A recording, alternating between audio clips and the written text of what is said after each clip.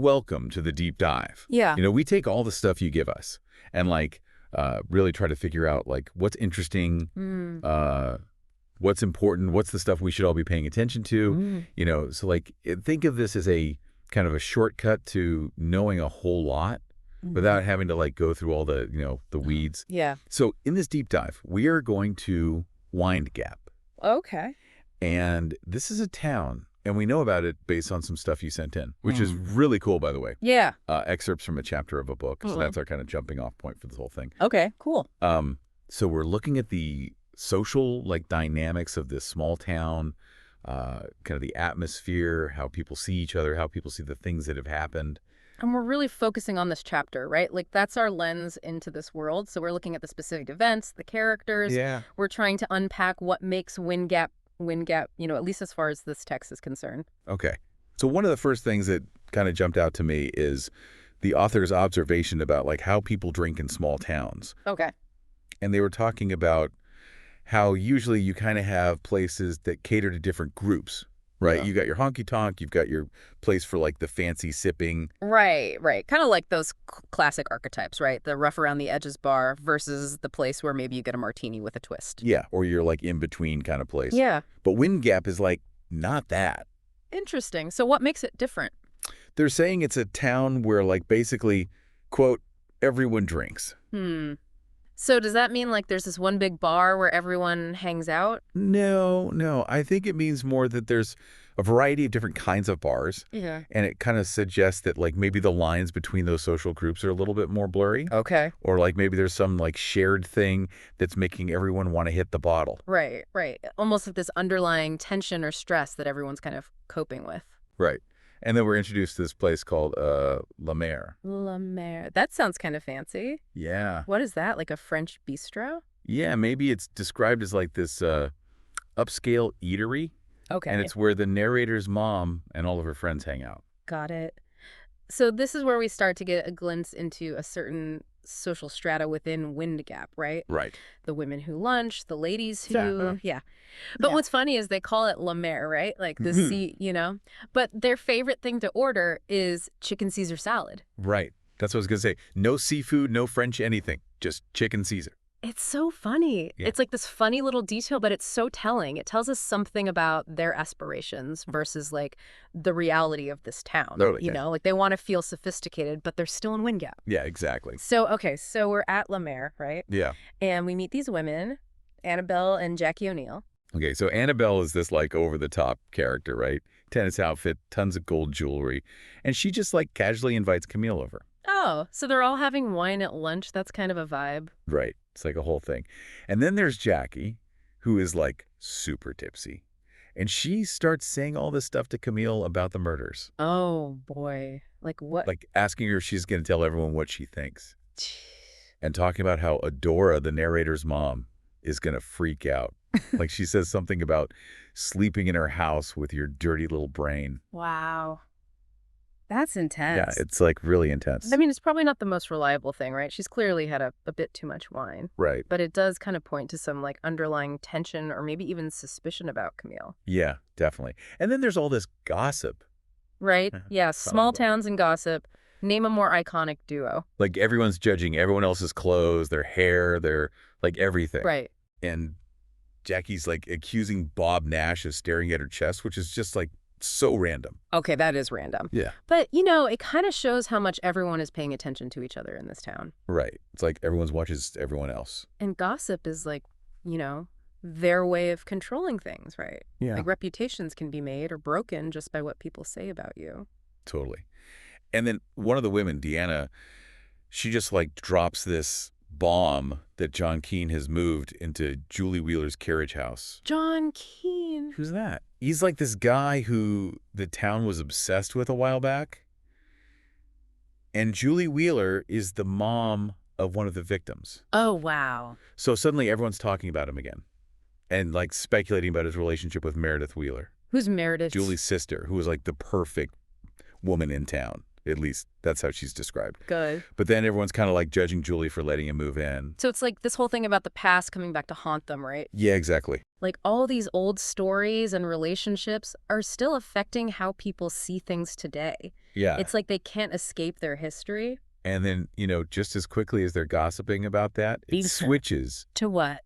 to the murders. Right. It's like this sudden shift. Suddenly, everyone's anxious, scared, especially Annabelle. She's worried about Adora and Amma. So even when they're gossiping, it's like this dark cloud hanging over them. Yeah, it's like this constant undercurrent of fear. Makes sense, given what's happened in this town. Yeah. So they start talking about John Keene. Right. Yeah, and whether people think he could be involved in the murders. I mean, it's not totally out there to think that. Right. Deanna says his family is strange. Okay. And Jackie says something about Meredith giving it to a serial killer. Jeez. Jackie does not hold back. Right. But again, she's super drunk, so who knows? But then Annabelle mentions that the police talked to him. So the suspicion is definitely there. Definitely. And then we get Camille's perspective on all of this. What does she think? She's kind of like watching these women and thinking about how they can make life so hard for people they don't like. Yeah, that's a good point. Like, in a small town, that kind of social pressure can be really intense. Right. And then she tries to steer the conversation back to the rumors about John Keene.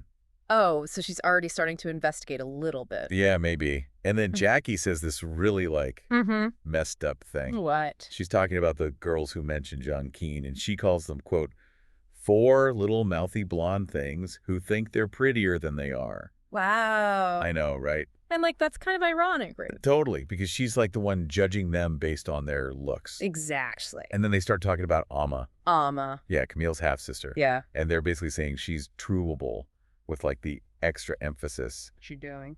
Going to high school parties. Oh, the horror. I know, right? But it shows how much they judge young women especially, I think. Yeah. There's a lot of pressure to conform to certain expectations. Totally. But then there's this weird moment where Jackie gets serious. Serious? Yeah. And she tells Camille she should go back to Chicago.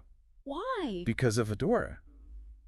Jackie's worried about her. That's kind of surprising coming from her. Right. She was so gossipy before, but now she's actually showing some concern. Yeah, it's like there's more to her than meets the eye. Maybe. But then Annabelle kind of shuts her down. Oh, of course. Yeah, and she literally takes Jackie to the bathroom. It's like she needs to control everything. Right. Keep everything neat and tidy, even if it means ignoring what Jackie's trying to say. Yeah. She doesn't want to face any uncomfortable truths, especially about Adora, it seems. Okay, so after this whole weird lunch thing, Camille goes to the Nash house. Oh, interesting. So this is the family of the victim. Yeah. Right. And the atmosphere is totally different. How so? It's super creepy. The daughter is just staring into space. The younger kid won't stop crying, and the mom looks completely out of it. Oh, wow.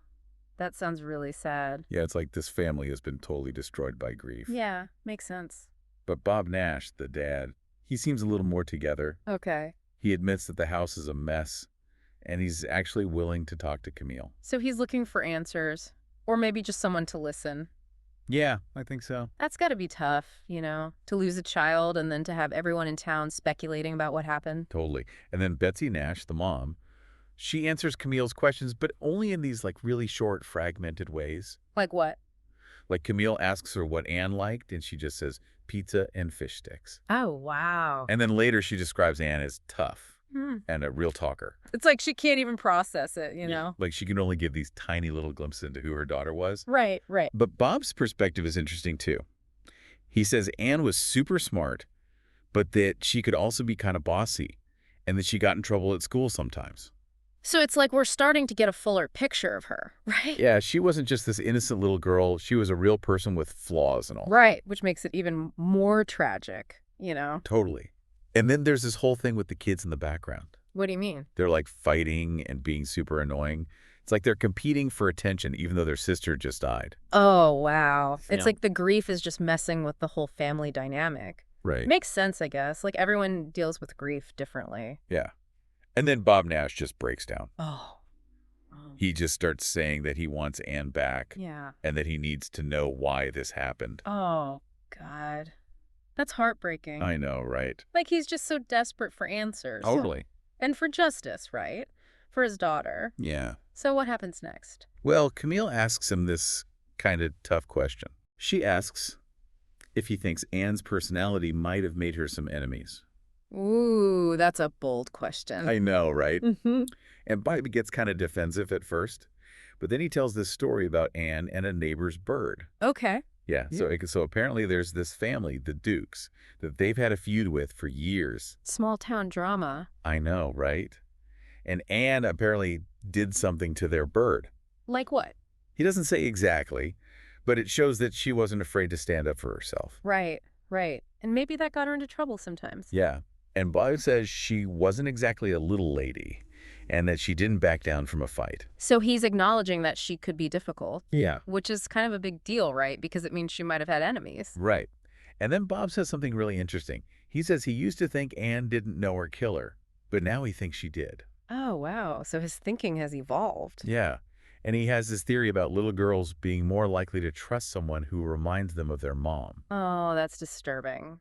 Yeah, it's super creepy. And then he starts speculating about John Keene. Again. Yeah. What makes him think it could be him? Well, he mentions that John lived near Natalie, the first victim. Right. And he thinks maybe John was targeting tomboy types like Natalie. So he's connecting the victims based on personality. Right.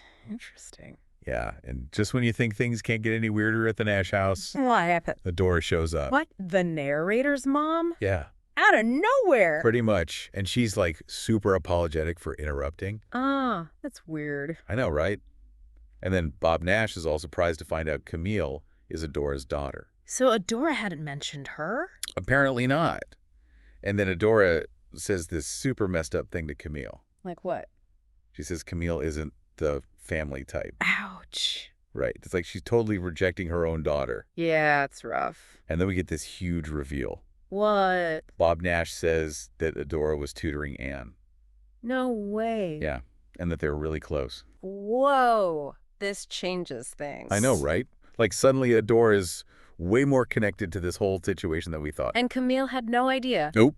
That's got to be a shock. Totally. And then Adora basically tells Camille to leave. Like right then and there. Yeah. She says she can't relax with Camille around. Jeez. Talk about controlling. I know, right? And she even asks Bob Nash if he agrees. So she's putting him on the spot. Yeah. And he's like super awkward about it, but he says yes. Ooh, poor Camille. I know. So she just gets kicked out of her own family drama. Basically. And as she's leaving, Bob Nash calls her Miss Camille. Miss Camille. Yeah, and it triggers this really intense memory for Camille. Like a flashback. Kind of. And it has to do with this word punish. Oh, that's creepy. Yeah, it's like there's this whole dark history there that we don't know about. Yeah, and it probably has something to do with her mom. Probably. So yeah, that's Wind Gap. Wow. What a place. It's a town with a lot of secrets. And a lot of pain. Definitely. Yeah. And for you, dear listener, I think this deep dive shows just how complicated small towns can be. Yeah, absolutely. It's like a microcosm of all the good and bad stuff about human nature. Right. Like, everyone's connected, but those connections can be really messy. Yeah, exactly. And when something bad happens, it affects everyone, but in different ways. And this makes me think, like, how much do our own biases affect how we see the world? That's a good question. Like, do we see what we want to see? Yeah, especially in a place like Wind Gap where everyone knows everyone else. Right, right. Like, it's easy to jump to conclusions about people based on what you already think you know. Yeah. So I guess the question for you, dear listener, is this. How do you think the people of Wind Gap are going to react as this investigation unfolds? Yeah, that's a good one. Yeah. Like, will their preconceived notions help or hinder the search for the truth? And how are they going to deal with the fact that the killer might be someone they know? Or someone they thought they knew. Right. So, yeah, lots to think about. Thanks for diving deep with us. Yeah, until next time. See you then. Bye.